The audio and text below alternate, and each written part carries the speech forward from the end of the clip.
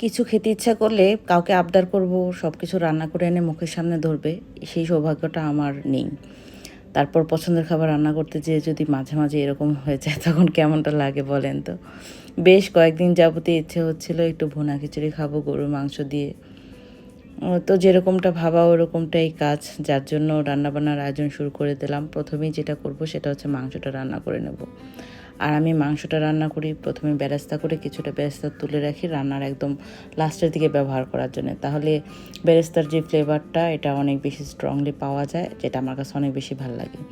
তো নর্মালি যেরকম ঘরের যাবতীয় যা মশলা থাকে ওগুলো দিয়েই আমি মশলাটা কষিয়ে নিচ্ছি। আর আমি এখানে যেটা ব্যবহার করি সেটা হচ্ছে আমার ঘরে তৈরি একটা গরম মশলার গুঁড়া ব্যবহার করি, যেটার ফলে এই মাংসের টেস্টটা আরও অনেক বেশি ভালো হয়ে যায়। তো সেটার মধ্যে ধরেন নর্মালি গরম মশলার সাথে আরও জয়ফল, জয়িত্রী, তারপর হচ্ছে আপনার স্টার অ্যানিস, বড় এলাচ, এরকম আরও কয়েকটা মশলা মিলিয়ে আমি মাংসটা সবসময় রান্না করে থাকি। তো মাংসে কয়েকটা আলু দিতে হবে, কারণ রোজা আছে, আর কিছু খাক আর না খাক সে আলুটা খাবে।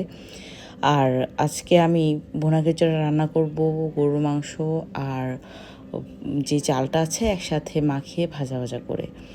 আলাদা রান্না করলেও হয়, কিন্তু আজকে আর সেটা করতে ইচ্ছে করছে না। এরকম করে রান্না করলে একটা অন্যরকম টেস্ট হয় এই বিশেষ করে ভুনা খিচুড়িটার। আমি যেটা করেছি, চালটা যে একেবারেই নতুন সেটা আমি বুঝতে পারিনি। এই একটা মিস্টেক হয়ে গেছে, পানিটা একটু ভুলে বেশি হয়েছে। নতুন চালে পানি একটু কম লাগে, তো আমি চেয়েছিলাম মানে খিচুড়িটা একেবারে ঝরঝরা হোক, কিন্তু সেটা হতে পারেনি। কারণ হচ্ছে আমার পানির মেজারমেন্টটা একটু ভুল ছিল। আমার পানির মেজারমেন্ট ঠিকই ছিল, কিন্তু চালটা যে নতুন এটা আমি বুঝতে পারিনি।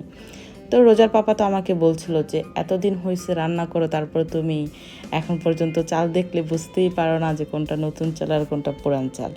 যাই হোক, সবাইকে দিয়ে সব কিছু হয় না, আমি রান্না করতে পারি ঠিক আছে, কিন্তু এত কিছু আসলে বুঝি না। তারপর যেটা হয়েছে আলহামদুলিল্লাহ মোটামুটি হয়েছে, খারাপ হয় নাই।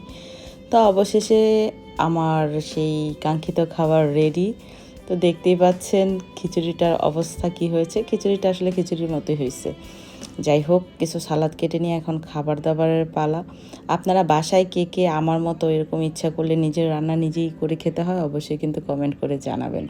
এটার মধ্যে এক ধরনের আনন্দ আছে, কারো কিছু নাই, মানে কেউ কিছু আপনাকে কমেন্ট করতে পারবে না, আপনার যেটা ইচ্ছা আপনি সেটা রান্না করে খাবেন। তো আলহামদুলিল্লাহ খিচুড়ির টেস্টটা অনেক বেশি ভালো হয়েছে, যতটা না আশা করছি তার থেকে অনেক বেশি ভালো হয়েছে।